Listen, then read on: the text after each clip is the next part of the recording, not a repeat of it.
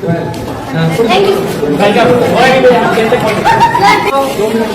कक्ष में 600 बच्चियों को बैठा के अगर डिसिप्लिन की बात करेगा तो ये बिल्कुल भी उचित नहीं है, संभव ही नहीं।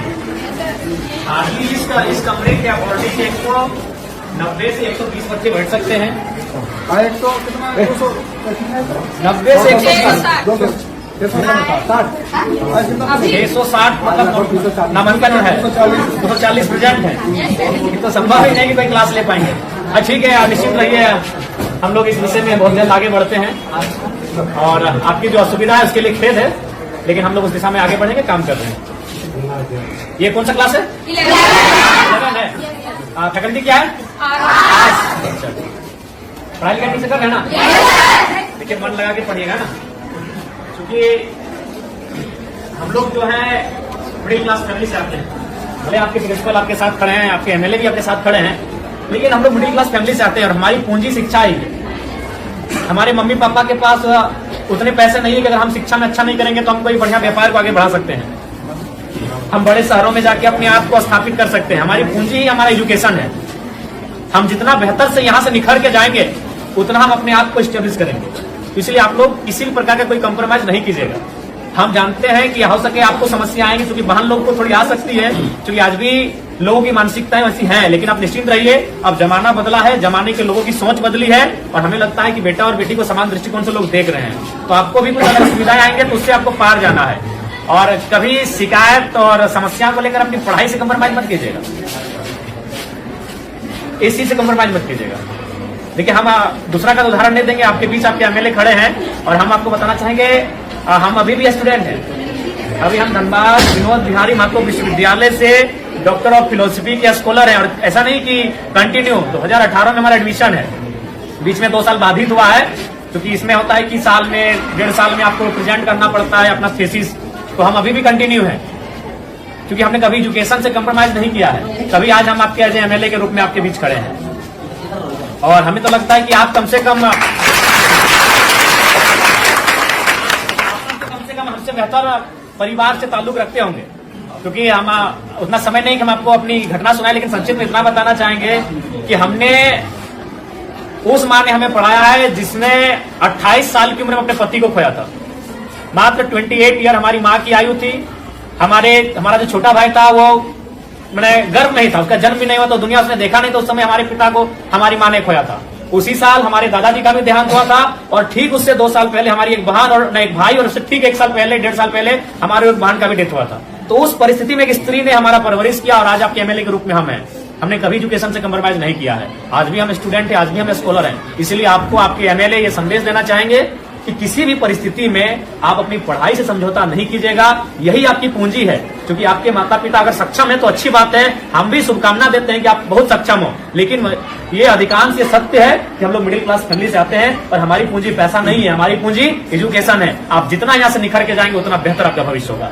इसलिए कंप्रोमाइज बिल्कुल मत कीजिएगा। अगर आप पढ़ के जाएंगे तो कोई ना कोई रास्ता मिल जाएगा। अगर आप जमाने के अनुसार अपने आप को बनाएंगे तो कोई ना कोई रास्ता मिल जाएगा।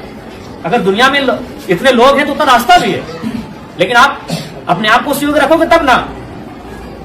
इसलिए आपको हमारी शुभकामनाएं हैं, आप लोग बेहतर करें, और जो भी आपकी समस्या है उनको हम जानने के लिए आपके बीच आए हैं। आपके तमाम शिक्षक प्रिंसिपल महोदय सब हमारे साथ हम लोग विजिट कर रहे हैं, और जो भी समस्याएं छनकर आएगी उनको लेकर हम लोग काम करेंगे। ठीक है, तो हम ठीक है, पढ़ना चाहिए। सबसे पहले हमारी बात को आप लोग सुनिए। 10 महीना, देखिए 10 में अगर आप है तो अभी ये महीना है दिसंबर का, आपके पास काफी कम समय है। इसलिए आपसे हम यही संदेश मेरा रहेगा कि आपको अभी यहाँ से पूरा अलर्ट रहना है। इसलिए बाबू साहब की देखिए, अभी जनवरी आएगा, आप कुछ दिन पिकनिक में चला जाएगा, फिर मकर संक्रांति आएगा, फिर सरस्वती पूजा आएगा, तो हमारे पास अगर देखा जाए तो काफी कम समय है, और आप अभी उस मुकाम में हैं जहां अपने आप को बढ़ाएंगे। इसलिए यहाँ से आप एक भी दिन बाद के बाद ढील मत कीजिएगा। और एक बात, आप जो अभी तक पढ़ाई हुआ है, जैसी बात है, सर लोग मेहनत की है, आप लोग पढ़े हैं, बहुत सारी चीजों को आप जाने हैं, उसको आप प्रैक्टिस कीजिएगा, रिवाइज कीजिएगा। जो चीजें अगर, चूंकि अभी 10 में क्या है कि 10 के जो, चूंकि इसके बाद जब आप कॉलेज जाएंगे तो वहाँ एक्सपीरियंस दिखेगा, लेकिन अभी आप ज्यादातर रट के याद करते हैं, कोई भी चीजें आपको रटते हैं, 4 बार 5 बार रटते हैं, तो उसके बाद भी अगर मान के चले आपसे भूल होता है तो उसको आप हाथ से प्रैक्टिस कीजिएगा, क्योंकि आप जितना पढ़ के रट के याद करोगे उससे ज्यादा आप हाथ से अगर लिखोगे ना 3 बार 4 बार तो उसको आप याद हो जाएगा।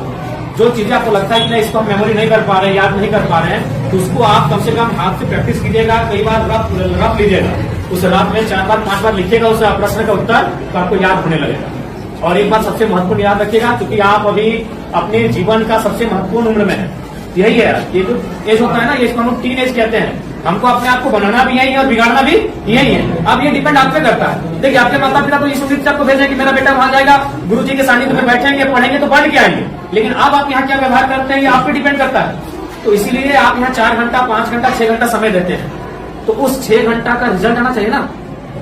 मान के सपोज दैट अगर किसी भाई को अगर पढ़ने में मन नहीं लग रहा है, तो मान के चलो वो 6 घंटा अगर सिर्फ वो ग्राउंड में दौड़ेगा, इस राज्य के नंबर 1 धावक बनेगा कि नहीं? अगर वो पहाड़ नहीं चढ़ेगा, अगर वो गीत ही 6 घंटा प्रैक्टिस करेगा, तो एक बेहतरीन गीतकार बनेगा कि नहीं? तो हमारी कहने का मतलब है आप यहाँ 6 घंटा समय दे रहे हैं, और जहां आप समय दे रहे हैं वहां से कुछ रिजल्ट नहीं हासिल करेंगे तो फिर गलत बात है कि नहीं?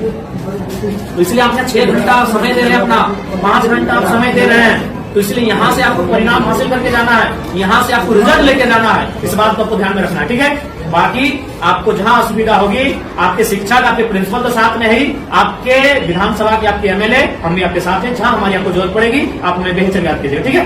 आज चूंकि समय का अभाव है, 1 घंटे हम आपको ले लेते हैं, लेकिन समय का अभाव है। जैसे बच्चा का आने का दिमाग में इतनी हो गया है, काफी जगह हम लोग भेजे हैं सर, एक वाला अनाथ बच्चा मिलता है, हाँ, तो जो साधारण बच्चा हम लोग भेजे जिला के लिए सामाजिक सुरक्षा, हाँ, पैसा कितने हजार का महीना मिलता है, ठीक है। तो आप या तो आप भेजे ठीक, इसको हमको संज्ञान में रखिएगा। क्योंकि उनको मालूम है कि हम खेती में मन नहीं लगाएंगे तो फसल नहीं होगा, फसल नहीं होगा तो परिवार का अनाज नहीं होगा। किसी को मन नहीं लगता, जब धान काटने के लिए जाते हैं पूछेगा मन लगता है? मन लगता है सिनेमा देखने में, मन लगता है मेला घूमने में, मन लगता है शॉपिंग करने में। काम में मन नहीं लगता है, वहां लगाना पड़ता है, क्योंकि वही काम आपका पहचान है, वही काम आपका कर्म है, तो मन वहां लगाना पड़ता है। अभी आपका कर्म है आपका शिक्षा अर्जन करना, ये आपका कर्म है, इसलिए आपको मन लगाना पड़ेगा। और लगता है तो अच्छी बात है, अगर लगता है तो अच्छी बात है, और नहीं लगता है तो लगाना पड़ेगा।